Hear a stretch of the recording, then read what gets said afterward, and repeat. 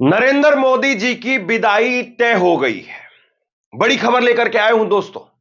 नरेंद्र मोदी जी की विदाई तय हो गई है और यह खबर कहीं और से नहीं आ रही है। यह खबर बीजेपी आरएसएस के अंदर से ही आ रही है।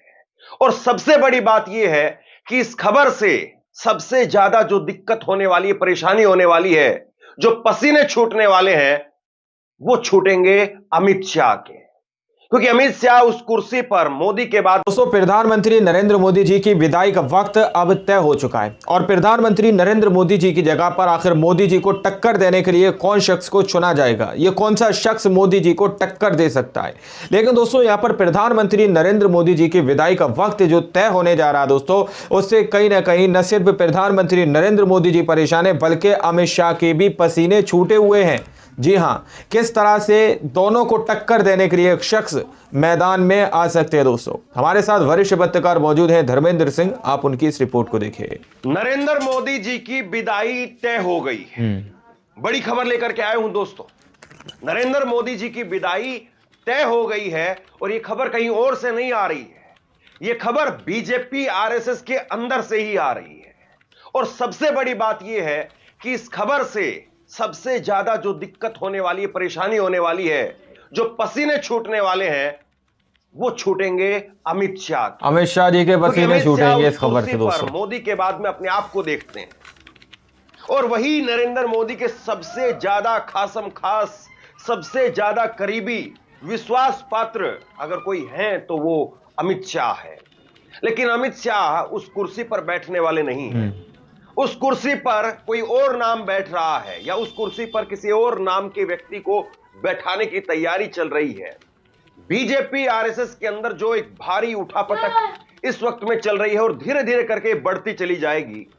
क्या बीजेपी को ये आगे, बहुत आगे और बहुत आगे लेकर के जाएगी, या इसी घमासान में, इसी उठापटक में कम से कम बीजेपी एक चुनाव खुद अपनी गलती से हारेगी? समझना बहुत महत्वपूर्ण है। महाकुंभ हो रहा है, उत्तर प्रदेश के अंदर महाकुंभ हो रहा है और इस महाकुंभ में धर्म की, संस्कृति की बातें तो होंगी ही, लेकिन इसी तरह से एक महाकुंभ हुआ था 2012 के अंदर और उस वक्त में लाल कृष्ण आडवाणी बहुत आगे थे प्रधानमंत्री के चेहरे के तौर पर, प्रधानमंत्री की रेस में। लेकिन उनको हटाते हुए, रास्ते से धक्का देते हुए नरेंद्र मोदी उस रास्ते पर आगे निकल गए, बहुत आगे निकल गए। और उसके बाद में राजनाथ सिंह उस वक्त में पार्टी के अध्यक्ष हुआ करते थे, उन्होंने नरेंद्र मोदी का ऐलान कर दिया। लाल कृष्ण आडवाणी बैठे रह गए। याद करिए, लाल कृष्ण आडवाणी भी एक वक्त में इस देश के गृह मंत्री थे जब अटल बिहारी वाजपेयी की सरकार थी और वो प्रधानमंत्री बनने का सपना देखते थे। और अमित शाह भी आज गृह मंत्री है, वो प्रधानमंत्री बनने का सपना देखते हैं। गृह मंत्री अमित शाह भी प्रधानमंत्री बनना चाहते हैं। और लाल कृष्ण आडवाणी को जैसे हटा करके, गृह मंत्री उस वक्त के, उनको हटा करके और आडवाणी निकल गए, आडवाणी जो है साइड में रह गए, मोदी निकल गए। ऐसे ही चर्चा हो रही है योगी आदित्यनाथ के नाम की। भास्कर ने एक बहुत विस्तार से रिपोर्ट की है और इस रिपोर्ट के अंदर भास्कर ने आरएसएस के पदाधिकारियों से, बजरंग दल के और बाकी जो संगठन है, धार्मिक संगठन है, उन तमाम लोगों से बातचीत की है कि यह महाकुंभ के अंदर कैसा क्या होने वाला है। दरअसल 2012 का जब महाकुंभ हुआ था तो उस महाकुंभ के अंदर योगी आदित्यनाथ, नरेंद्र मोदी का उस वक्त में नाम जो है उस पर मोहर लगाई गई थी। फिर आगे बात चली और फिर राजनाथ सिंह ने तब कहा था कि मैं इस चीज को आगे तक लेकर के जाऊंगा और मैं इस पर मोहर लगाऊंगा। तो राजनाथ सिंह को पार्टी के उस वक्त में राष्ट्रीय अध्यक्ष को यह नाम सौंप दिया गया था और आज योगी आदित्यनाथ के नाम की चर्चा है। 2013 के कुंभ में बीजेपी के पीएम कैंडिडेट के तौर पर नरेंद्र मोदी के नाम पर मुहर लगी। नरेंद्र मोदी उम्मीदों पर खरे उतरे। वे अब तक चौकन्ने रह करके देश का नेतृत्व कर रहे हैं, लेकिन उनके उत्तराधिकारी की चर्चा अब शुरू करनी पड़ेगी, यानी उनको रिप्लेसमेंट करना ही पड़ेगा। आरएसएस के प्रांत स्तर के एक पदाधिकारी ने दैनिक भास्कर को बताते हुए कहा कि प्रयागराज में होने वाले महाकुंभ में बीजेपी के अगले पीएम कैंडिडेट के नाम का प्रस्ताव आ सकता है। वे बताते हैं कि योगी आदित्यनाथ के नाम पर अभी सभी की रजामंदी है, लेकिन अभी लोकसभा चुनाव दूर है, इसलिए सीधे तौर पर उनके नाम का ऐलान नहीं होगा, हालांकि उनको प्रोजेक्ट करने की पूरी तैयारी चल रही है। तो प्रयागराज से, जिसको पहले इलाहाबाद कहते थे, प्रयागराज से संध्या द्विवेदी, उन्होंने ये खबर की है और वो सनसनीखेज खबर नहीं करती हैं, वो विस्तार से लोगों से समझ करके तब खबर करती हैं। बिल्कुल विस्तार से बताया जाता है पूरे फैक्ट के साथ। सकते हैं कि गहराई है या नहीं है, या केवल सनसनीखेज बनाने के लिए ये खबर की गई है। मैं ये कह सकता हूं अपने अनुभव से कि वो सनसनीखेज खबरें नहीं करती हैं। तो इसका मतलब ये उन्होंने काम किया है जमीन पर ग्राउंड रिपोर्टिंग करके ये खबर लेकर आए हैं कि मोदी जी का रिप्लेसमेंट कर रहे हैं। पदाधिकारी से कुछ और सवाल पूछे। कुंभ में इस बार हिंदू एकता की चर्चा होगी क्या? किसी बड़े मुद्दे की चर्चा होगी या फिर कोई बड़ा फैसला लिया जाएगा? हंसते हुए उन्होंने कहा कि इसकी चर्चा तो हम कई सालों से कर रहे हैं, ये हमारे करिकुलम में है, बहुत पहले से है। इसकी चर्चा कुंभ में क्यों करें? इस बार चर्चा आरएसएस के उस गीत को दोबारा चर्चा में लाने की भी होगी। चर्चा है कि देश का भविष्य किसके हाथ में सुरक्षित होगा, इस बारे में भी चर्चा होगी। कौन नया सूर्य होगा, यानी कौन नया पीएम बनेगा, मोदी जी की जगह पर कौन बैठेगा? उसी तरह नहीं होगा जैसे मोदी के नाम पर मोहर लगी। हमने इस बात का मतलब पूछा तो वे बताते हैं कि तब कुंभ के अगले साल लोकसभा के चुनाव थे, इसलिए पीएम पद के लिए चेहरे पर पक्की मोहर के लिए उसी आयोजन से बेहतर कोई और वक्त नहीं हो सकता था। इतने बड़े स्तर पर हिंदू समाज के संगठन और साधु संतों का जमावड़ा फिर कहां मिलता। इस बार कुंभ और चुनाव के बीच में 4 साल का फासला है। नाम पर तो चर्चा होगी, लेकिन सभी संगठनों के बीच में एक प्रस्ताव की तरह से इसे लाया जाएगा। क्या योगी के अलावा कुछ और नाम भी कतार में है? पदाधिकारी कहते हैं यानी कि योगी आदित्यनाथ के अलावा कोई और भी है? योगी ही हैं। ये जो आखिरी लाइन थी ना कि लिस्ट में अब तक मोटे तौर पर योगी ही हैं, यही लाइन मोदी और शाह को परेशान करने वाली है। याद करिए, लंबे वक्त तक नरेंद्र मोदी की और योगी आदित्यनाथ की कोई एक साथ तस्वीर भी निकल करके सामने नहीं आई थी। अभी हाल फिलहाल के लंबे समय से प्रदेश में विधानसभा के चुनाव होने थे 2022 के अंदर, तो केशव प्रसाद मौर्य उस वक्त के उप मुख्यमंत्री, वो खुली बगावत के तौर पर घूम रहे थे और बड़ी मुश्किल से जो है फिर योगी आदित्यनाथ के साथ में नरेंद्र मोदी की एक तस्वीर निकल करके सामने आई, जिसमें फिर उन्होंने उनके कंधे पर हाथ रखा। यह सब कुछ इसलिए किया गया ताकि उत्तर प्रदेश में मैसेज दिया जा सके कि योगी के नाम पर सहमति है। वरना योगी अकेले भी जा सकते थे और बीजेपी का खेल भी खराब कर सकते थे।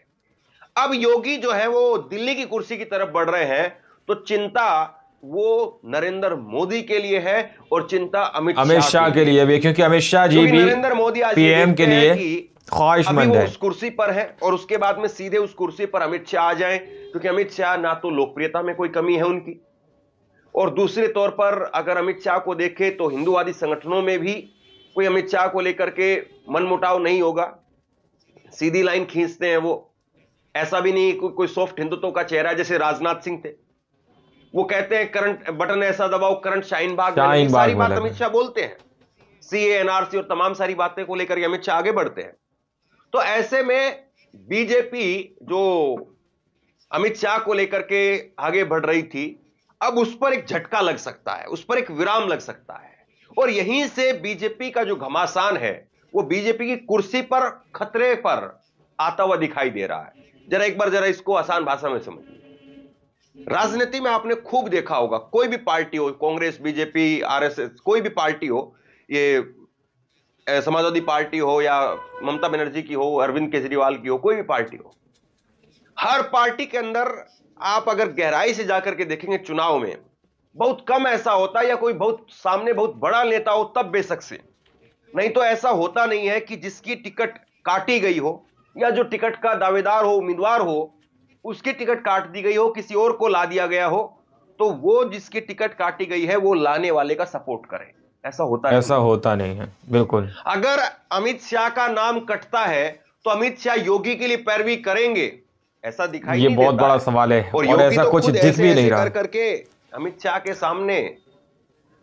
तो फिर क्या अमित शाह जो है वही योगी आदित्यनाथ को हराने के लिए, कि अगर योगी आदित्यनाथ जीत गए तो समझ लीजिए कि उम्र भर मेरा नाम नहीं लगेगा, और अगर योगी आदित्यनाथ हरा दिए गए तो फिर अमित शाह के नाम पर दोबारा से संगठन, पार्टी सब सोच विचार करेंगे कि योगी आदित्यनाथ का चेहरा चल नहीं रहा है, अमित शाह को लाए, अमित शाह जी को लाया तो जाए। यहीं से एक बड़ा जो है बगावत का स्वर जो है वो निकल सकता है। आरएसएस के पदाधिकारी बताते हैं, बटेंगे तो कटेंगे का नारा भले योगी आदित्यनाथ के मुंह से निकला हो, लेकिन इसके पीछे राष्ट्रीय स्वयंसेवक संघ है। ये आरएसएस की शाखाओं में गाया जाने वाला पुराना गीत है। इसे आजादी के समय गाया जाता था। आरएसएस की तरफ से संकेत भी है, योगी आदित्यनाथ भविष्य के लीडर हैं। लोकसभा चुनाव हो या विधानसभा चुनाव हो, योगी आदित्यनाथ का नाम बीजेपी के स्टार प्रचारकों की लिस्ट में है। वे राजस्थान, मध्य प्रदेश, बिहार, छत्तीसगढ़, पश्चिम बंगाल, महाराष्ट्र, हरियाणा, झारखंड, जम्मू कश्मीर, उत्तराखंड से लेकर के साउथ में तमिलनाडु और तेलंगाना तक चुनावी रैलियां कर चुके हैं। नवंबर में हुए महाराष्ट्र के विधानसभा चुनाव में योगी आदित्यनाथ के बटेंगे तो कटेंगे नारे का असर भी देखा गया। महाराष्ट्र के अंदर 11 रैलियां की, 17 कैंडिडेट की। दोस्तों, आप लोगों ने इस वीडियो को शुरू से आखिर तक देखा। वीडियो के अंदर साफ तौर पर बताया गया कि प्रधानमंत्री नरेंद्र मोदी जी के बाद जो है बड़ा चेहरा, मोटी लाइन में जो चेहरा है वो सीएम योगी आदित्यनाथ का है। यानी कि प्रधानमंत्री नरेंद्र मोदी जी की जगह पर इस बार अगर पीएम को चेंज करा गया, उनको रिप्लेस किया गया, तो उनकी जगह पर कहीं ना कहीं सीएम योगी आदित्यनाथ दोस्तों आ सकते हैं। लेकिन ये एक बड़ी चिंता का विषय है अमित शाह के लिए। अमित शाह जी के भी ये खबर सुनने के बाद कहीं ना कहीं पसीने छूटे होंगे दोस्तों, क्योंकि अमित शाह भी अंदर ही अंदर जो है पीएम की कुर्सी के दावेदार हैं, अंदर ही अंदर पीएम की कुर्सी पर बैठने के ख्वाहिशमंद है। और प्रधानमंत्री नरेंद्र मोदी जी की तरफ से भी ऐसा लोग कहते हैं, ऐसी खबरें निकल के आती हैं कि मोदी जी भी चाहते हैं कि उनके बाद में पीएम की कुर्सी पर अमित शाह बैठे दोस्तों। लेकिन ये सारा खेल पूरी तरह से पलटता हुआ नजर आ रहा है और सीधे तौर पर यहाँ पर जो सीएम योगी आदित्यनाथ जो है आरएसएस की लिस्ट में मोटी लाइनों में जो कहा जाए वो सीएम योगी आदित्यनाथ है, जैसा कि धर्मेंद्र सिंह ने अपनी वीडियो के अंदर बताया दोस्तों। बाकी आप लोगों ने इस पूरी रिपोर्ट को देखा, सुना कि किस तरह से मोदी जी के रिप्लेस का वक्त आ चुका है। मोदी जी का अब जो है पीएम की जो पद छोड़ने का वक्त उनका आ चुका है, उनकी जगह दूसरा अब पीएम चुना जाएगा दोस्तों। बाकी आप लोग इस रिपोर्ट के बारे में क्या सोचते हैं, अपनी राय को कमेंट सेक्शन में जरूर दीजिएगा। सच्ची पक्की खबरें देखने के लिए आप हमारे चैनल को सब्सक्राइब कीजिए। मिलते हैं अगली वीडियो में, तब तक के लिए जय हिंद, जय भारत।